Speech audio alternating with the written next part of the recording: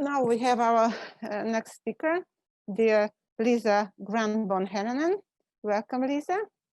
Nice to meet you today. And Liisa will lead us in a very exotic area in the past and in the geography. She will lead us in Morocco, as far as I understand, and will speak about a researcher who made a lot of discovering the world of the proverbs in Morocco. The floor is yours, Liisa. Thank you. Oh, I can't share my screen. Now I can. Thank you. It was the same with the first. Okay. Thank you for coming to listen to me, and greetings from Finland. We have quite a dark time of year just now, and that's why I think it's very nice when I can speak with you who are in the beautiful warm countries. Actually, there was one mistake in the first slide. I am not a professor. I am a docent. Actually, I am a I have double titles of docent, but professor means that I would be teaching at university. So, but to go to the subject, Edward Westermarck, he was talked about last year. Mohai Machi from Morocco took up him. And that's why I have a couple of years, actually more than 10 years, looked after his proverbs. But the first time I could hear from a Moroccan person, a researcher, that they are also interested in that. And that's why I now decided to talk about him and a little bit about his proverbs. But there is also, we were also trying to get a common project in Morocco, but thanks for all kinds of happening in the world, so it didn't come true. Here you see that already in 18 and 1900, and even earlier from Finland. Finland is the little one here. People were going around the world. There were all kinds of soldiers, missionaries, and explorers. So even Finland has been a little small country there up. So it has been quite active when going around. Some of those names which you can't see because I didn't have that kind of map is Elias Lönnroth, Nordenskiöld, Hilma Granqvist, different kind of people, and missionaries have had quite an important role in Finnish proverbs collections. But because they are the only ones who have been talked about, and they proverbs, so I decided to go to the Westermarck. This is also something you have seen before, but without Westermarck's name there. So if you look at this, it is very important to put the Westermarck in the context he worked and in the context he lived. He was born in the Grand Duchy of Russia to a Swedish-speaking family. Westermarck didn't speak at all Finnish, and that's perhaps one reason we don't know his proverbs not a lot. Mostly he wrote in English, and he was working in London in English university, and he got those foundation from London something. So it was academics. But it means that from Finland, in Finland he had professorships at University of Helsinki in philosophy, in Åbo Academy, which is a Swedish university, in philosophy, and in London School of Economics he was in sociology.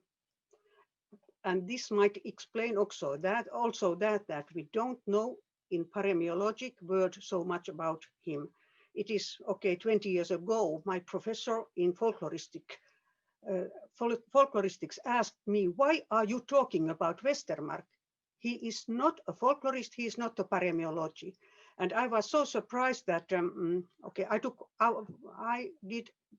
went and found out all those his publications, and it is not a little, if I print them like that, it is three pieces of A4 paper. So he was still within my research that time. Westermarck was born in Helsinki, and he was, after graduating, he went to Åbo Academy. It was much more near his heart. He liked that much more. And but Westermarck's doctrines were also always seen very radical. Radical that way that he lived very different life than people used to live in Finland. He was not a true Christian, what is now then true Christian, but he wasn't that. He questioned many things that the Lutheran church wanted to teach. He never got married, but he had very much good friends all over the world. And he was very independent. He was suffragette in England. He was with those emancipated women marching there or something like that. This picture is taken in 1898 in the Morocco, in Tétouan. I don't know how you spell it. But anyhow, he was, these are explanations why he perhaps could see also things that we didn't normally see. The most important result from the point of paremiological word are these, especially this Wit and Wisdom in Morocco. But before that, it's he calls it Realogia Trilogy.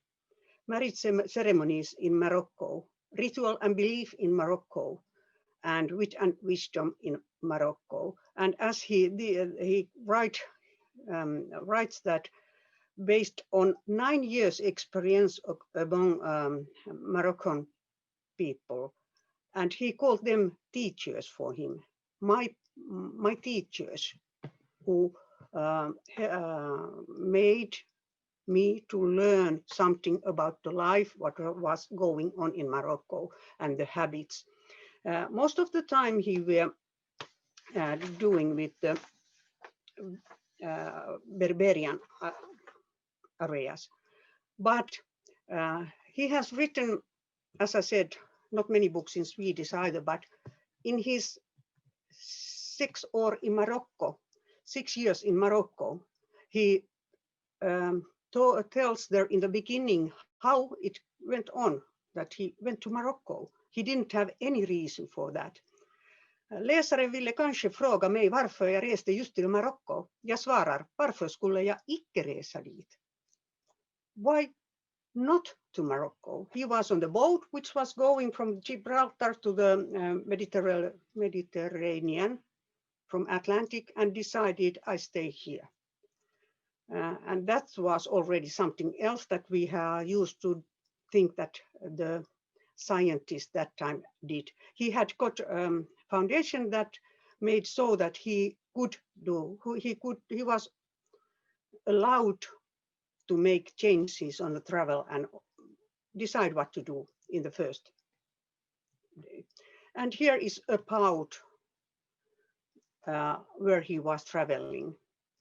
The Atlantic Ocean, Mediterranean, and then this map is from his book from 1980. And when he went there, he couldn't speak Arabic. And you know that the Arabic in different countries is a different language, quite a lot.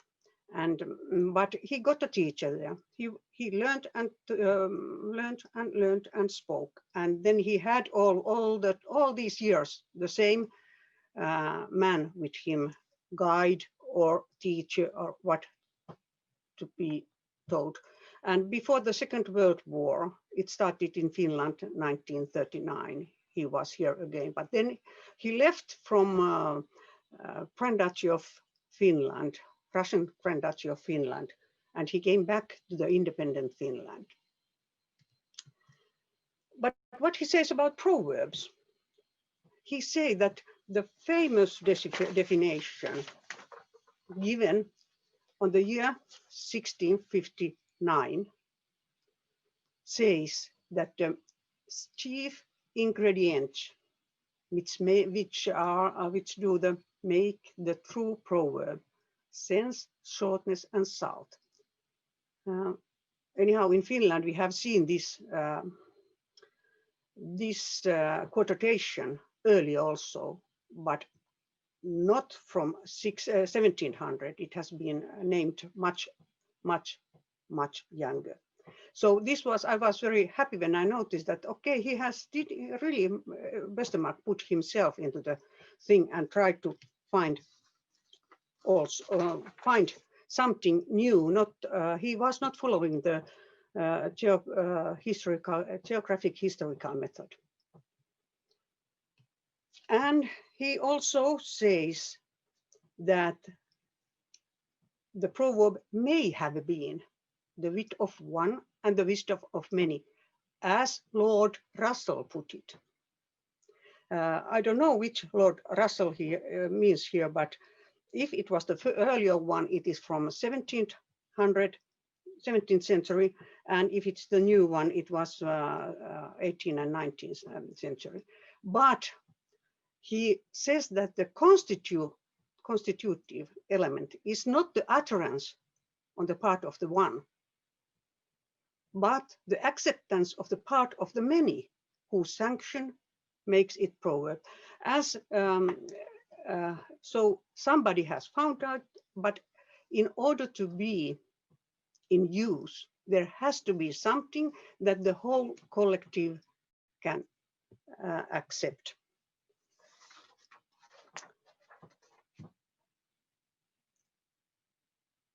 And then he said that from these preliminary remarks, and he goes to those proverbs in his book. These are from the Wit and Wisdom in Morocco.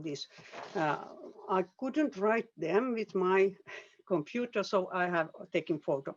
But and that what is interesting is here that he has transliterated them. He explains very clearly how he transliterates Arabic. And then they are translated to English. But now this is very stupid. When I look at these, I take the Arabic text, transliterated, and then translated to English. And then I try to, in my head, get them in Finnish. That's something I would like to do otherwise, but now I didn't have the possibility to put myself really deep in the Arabic, so I just can see that it is transliterated, so understandable, but it is Moroccan Arabic. I know only the classic Arabic. There are differences. But if you look at this proverb here, 1 in the pocket is better than 10 that are absent. The first thing we think is 1 in the hand is better than 10 in bushes. And that's what Westermarck wants to point out. In order to understand a proverb, to interpret a proverb very a clever way, you have to be able to put yourself in this context. He used 9 years. And then you have to know why and where it has been used, in which meaning. Actually, this has nothing with words to do. It is the seller denies give a credit to a customer by repeating the proverb. One in the pocket is better than 10 that are absent. So this is with commerce to do, only used in that meaning, in that society or village, or how we say that.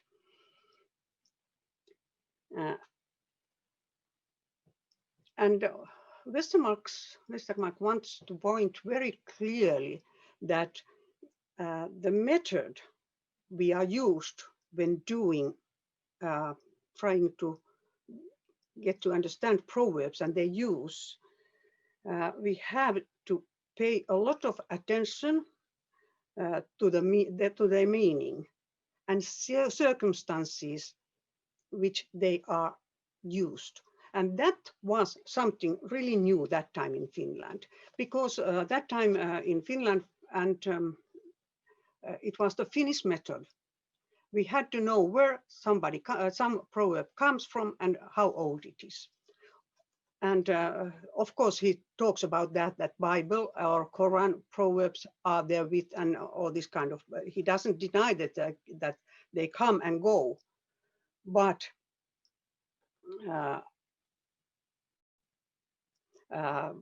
he wants to point out that in order to gain reliable information about a people from its proverbs, it is necessary to possess intimate knowledge of it derived from other sources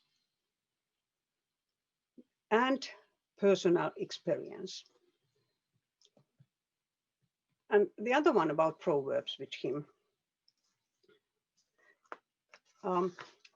as you see, this is what Moha was talking last year, that Moroccan proverbs are putting down women and like this. And that's why I took up the idea that might it to be connected with that the collector is a man, but it was not. It came out for me. Don't follow the advice of your wife, or consult your wife and follow your own mind. Consult your wife and act contrary to her advice. Sounds bad. It sounds like mocking the wife, but actually it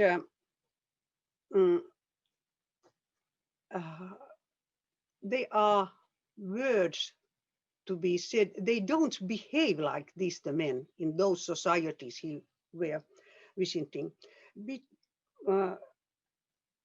But it is considered incident of a man to show any affection for his wife.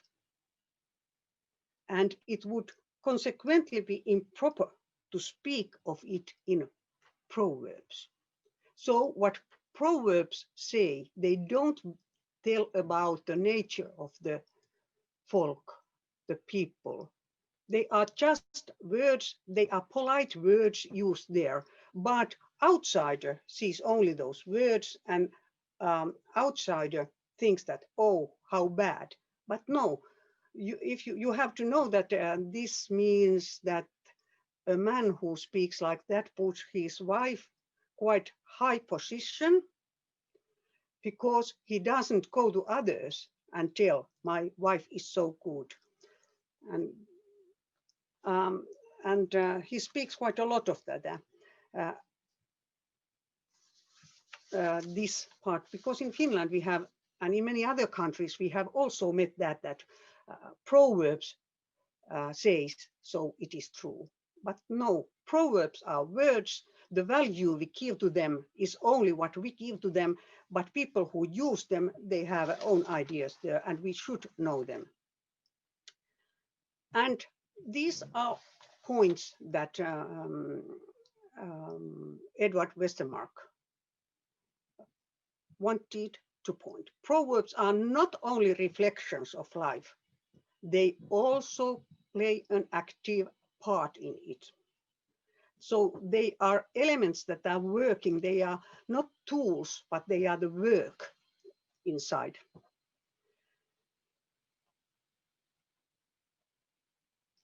And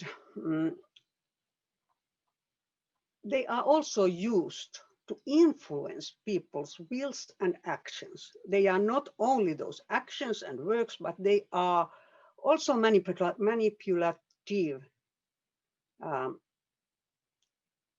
phenomena, but only if they are used like that. And as I said earlier, he points out proverbs express not merely individual expectations, but also what is going on the common experience. And even many of them proverbs are in imperative form. They are only meant to censor or manipulate or put people to do something, but they are also used as defenses. Function is that if proverbs are actually only sentences you can't put down without another proverb. So because of the many levels it has. But I think that as a person and as a method, it was one of the most important works of him was the methodology, that a person goes and lives and sees and learns. He was not teaching there. That is the difference with the missionaries. They were in some societies to teach these people, and they got those proverbs also, but he was only to get there, and he had very exciting travels there. He missed all his things and money, and then he got again, and then came camels, and then whatever. So it is very exciting to read these. But I think that the diary is only in Swedish, the six or in Morocco. But there exists a lot of text where he criticized the morals of Western countries and like that. But proverb, from point of proverb, the most important is this Wit and Wisdom from Morocco. So if you want to ask, you know that you can send me via WhatsApp or via email more questions or something else. So you are very welcome to do. I think that I know that I'm still going on with this subject some more time. I don't know what I do with that, but because of the situation in the global situation, I am not going to travel to Morocco, but I find some other way to do it. Thank you.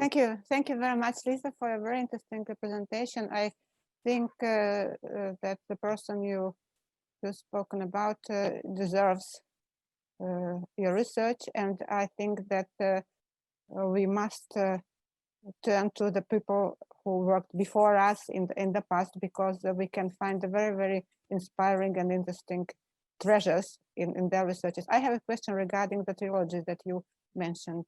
Could you please explain? It is not a collection of proverbs. You just only find some proverbs within it, or how it was? So is my understanding correct that the Edward didn't publish the selection of proverbs? It is published. It is in the Wit and Wisdom, more than 2,000 proverbs. But it's organized as a book of proverbs. No, it is half a book that he didn't. No, he didn't publish any book of proverbs, and it had not been possible in Finland because they are in English. They should be translated to Finnish, and not from English, but from Arabic. And then otherwise also, he was not popular in Finland. He was welcome to be and work here if he did it in Swedish or especially in English, because he criticized so many big happenings in society. I think that he didn't feel comfortable in Finland. This is just one, I think. So I don't know who would have liked to publish those, because in Finland even we have those associations or foundations for doing this kind of thing. Nobody has, until it was made an own association of Edward Westermarck in sociology, not at all interested in it. As I said that 20 years ago, my professor in folkloristic didn't even had ever heard about him. Okay. We have one more question from Sasha Babic. The question is, I'd like to ask, did he comment the proverbs by himself, or were these your comments? What about historical context and different interpretation within a diachronical view? Okay, these comments were from him. Okay. I have not found out anything because I don't know so well these circumstances, but then it was something else there also. What is the situation of the were those? I'll repeat the second part of the question. So, what about historical context and different interpretations? Yes, it is very important. So, what they are interpreted are in before 1839 when 1939 when he died. So he had done it, and he lived in this context where they were used. So he puts a very much importance to the historical context, the context of use, the life of people. It was very sociological and anthropological. He was perhaps one of the first Finnish anthropology or ethnology, or whatever we want to call it. But the difference with him and the other collectors outside Finland was that he was a scientist. He had academic interest. He was very curious.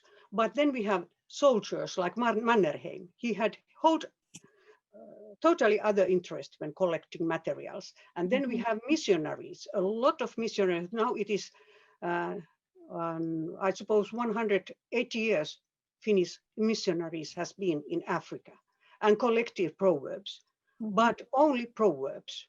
Not and there is also what he takes up. Ask always the reason why somebody goes and why somebody collects. Why? I love this curiosity.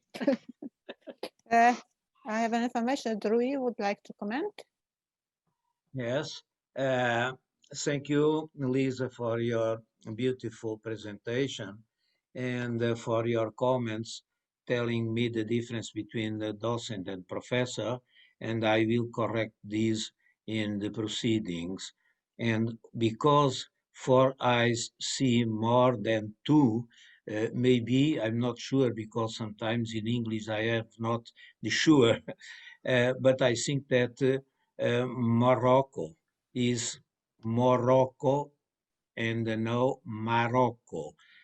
And finally, just to say that in our first colloquium many years ago in 2007, Elisa Costa said that made right who said that proverbs to be of good metrics must have 3 S. That means salt, sense, and simplicity. And it's interesting that so many years ago, and from different sources, we arrived to the same idea that proverbs must have this kind of characteristics. Thank you very much, Liisa. Yes, thank you. I would like to say that the way the Morocco is written here in different places, it's Westermarck's style. Somewhere it was in Swedish, Morocco, and otherwise he used Morocco. I have not looked how it is written today. I use only Westermarck's styling. And then about this was the first time I saw that these 3 S, where they come from. Nobody has before pointed out. So I don't say that Westermarck has found out that, absolutely not. He has found a book where they have been written on 1659. And I think that it is very nice that he gave us the information of the reference where it comes. So it is true, it is very much quotated, this 3 S. Thank you very much. Liisa?